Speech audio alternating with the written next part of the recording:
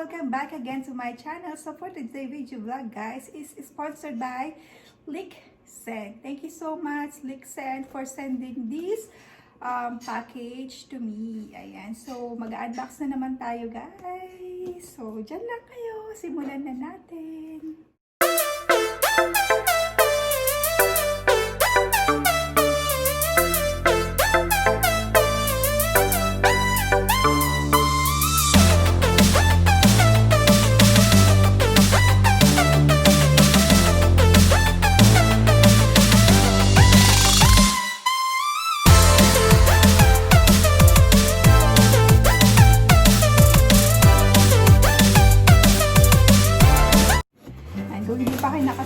Sa aking channel guys, please do subscribe and click the bell icon para lagi kayong updated sa mga new upload ko. So, excited na ba kayong malaman guys kung ano yung naman na ating bukas? Malapit na natin mabuksan guys. Yan na ang papel. Kaya meron siyang papel guys. And then, meron pa siyang another box sa loob. So, kunin natin yung isa pang box.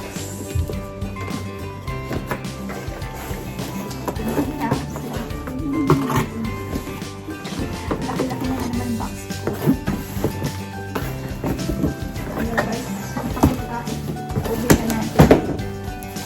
Ayan. Open natin siya dito. And then, yung ating salak. Then, so, ito siya guys. Ito siyang this drying rack. Beneeca Premium 304 Stainless Steel. O, diba guys? Maganda kasi stainless steel siya. Meron siyang 2-tire dish rack and drain board set. Come with removable wooden seals. Wow, that's cool. Wala na guys, meron na ako nito, diba?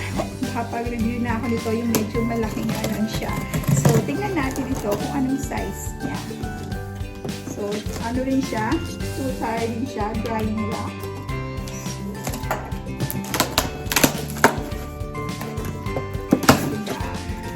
Kung kailan ako nakapag-review guys, doon naman meron na gano'n. Ganun pala yun kung kailan ka makakapag-review, doon meron mag-offer sa iyo. So, thank you so much, Liksen.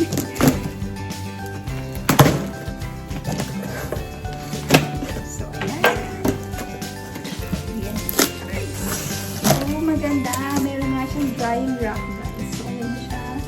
So, hindi siya ganun kalaki. Hindi siya ganun kahaba. So, yan siya guys. Oh! Very light ito. Meron pa sa loob. Yung kanyang pinaka-legs. Oh, magaan lang siya guys. Kahit na meron siyang legs. Magaan lang naman sila. Pati yung una. Kahit na malaki yung una. Yung una ko na-review. So, ayan siya. Yung kanyang legs. Siyempre, dalawang legs. So, ayan yung kanyang pinaka-instruction. Parang mas madali ito sa akin i-assemble kasi tama lang yung size niya. Parang medium size lang siya. Kasi meron, diba, meron small, parang 1 rack lang. So, ayan, meron siya nito. Para sa drying, drying utensils. Ito yung sinasabing drying utensils. So, let's open this one. Stainless nga siya guys. So, hindi ito maangalawang. Kaya maganda siya guys. Hindi siya maangalawang. O hindi siya magkakaroon ng rust. So, sa mga nagtatanong, ayan, stainless po sila. Kahit yung, una kong na-purchase guys, stainless din yun. So, walang problema. Safe na safe sa rust o sa kalawang ng ating drying dish rack. So, ito yung kanyang mga parts. Ayan. Ito nga yung dito may lalagay yung mga tinidor, mga fork and spoon or knife or anything na pwede nyo nahinugasan nyo. Mga utensils. So, yan. So, may hook. And then, yan. So, I think this is it. Ganyan siya. Ay, ang cute. Ang gaan niya talaga guys. Magaan lang siya. Yan. Ano siya? 304 stainless. So, and then, ito yung mga natin, gagamitin natin. Oh, ang cute nito guys, binili wala pa eh. Kaya ano lang nilalagay ko, paper towel thing, maghuhugas ako. So, paano na ba to? Meron siyang drying dock din sa, sa baba. Oh, yan, natatanggal yung kanyang tray sa baba guys. Oh, dalawa. Ah, dalawa sila guys. Ang galing. So, dalawa. Ang galing, di ba? This is amazing. So, ayan. Manual. Installation manual. So, parts, dalawang legs. So, meron naman siyang step dito guys. Step 1, step 2, step 3. Kung paano siya i-install. So, install natin. So, dalawa nito. Meron din siya. Siyempre, dalawa nito. So, nakikita niyo naman guys, stainless talaga siya. Sa kinampalan niya. So, sobrang gaan. And siyempre yung legs. Yung legs. Ang kanyang dalawang legs. Meron siyang rubber sa baba para hindi siya tumudulas. Para non-slip siya. Ayan. Meron rubber. Both legs, magkabilang side. So, dito ilalagay yung ating mga screw and knob. So, yan. Then, assemble na natin ito guys. Hanggang kayo!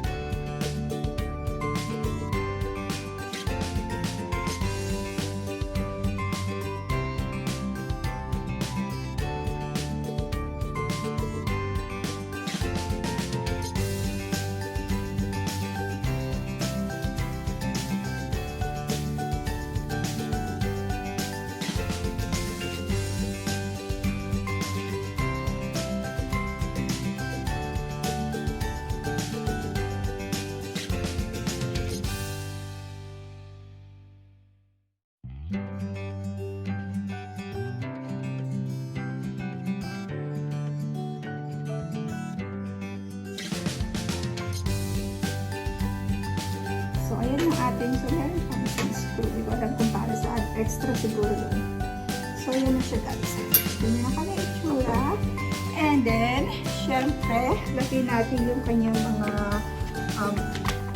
mga trays. Ayan ang kanyang mga tray. So, dalawang tray. Ayan, sa bottom, tsaka sa pinaka-taas. And then, so, hang na daw yung kanyang mga utensils. So, hang natin. Diyan siya sa side. Yan. So, ito guys, pwede nyo mag-hang dito ng mga chopping boards. Yan. Maganda siya guys para sa akin. So, meron dito yung mga fork and spoon or knife nyo or any brush. Dito yung mga brush. Yan. Meron hook. Makikita nyo. Diyan yung ilalagay yung mga brush. So, this one. Yan. So, dito yung inyong ano din. Parang pwede kayo maglagay ng spot. Pang dry dito. So, drying for drying. Or super soft sponge. Pwede siguro maglagay ng sponge dyan. So, yun guys, ang kanyang itsura. Ayan. So, if you wish to purchase this one, guys, I will put the Amazon link dyan sa description. So, maganda siya, guys. Very sturdy naman siya. Sobrang gaan. Ayan, parang 2 kilo lang ito o 3 kilo. So, stainless. Good siya. Stainless siya. Ang cute niya. Good things, guys, kasi meron na siyang tray. Included tray na dito. And then ito maganda rin. So, diba? No need ka na bumili ng sarili ng tray. So, yan siya, guys. Ganda niya. Diba? So, packaging okay naman kasi 2 box. Magkakalat na naman ako. So, lagay ko dyan. So, itatabi ko na ito kasi meron akong meron pa akong ginagamit. So, maybe kapag lumipat kami, magamit ko rin ito. Or, pwedeng ilagay sa box. Balikbayan box. Para sa mama ko dahil mag-send naman ako ng balikbayan box. So, itatabi ko lang yung kanyang box. Kasi, yun. Diba guys? Ang ganda. Yung malaki kasi guys, nagagamit ko talaga kasi yung, as I told you before, yung mga pots, diba, nilalagay ko doon. Pero dito kasi medyo parang mga plate lang siya, plate and bowls, at saka mga cups dyan sa baba, diba? Yun kasi malaki, lahat ng mga pots ko or pan ko, dun ko pinag-try na. So, yun guys, ganda-ganda niya. If you wish to purchase nga, you can check the Amazon link dyan sa my description. So, that's all for today, guys. See you on my next unboxing. Don't forget, guys, DNA unboxing. Huwag niyo kalimutan i-subscribe. Thank you all. Have a nice day. God bless you. Bye-bye.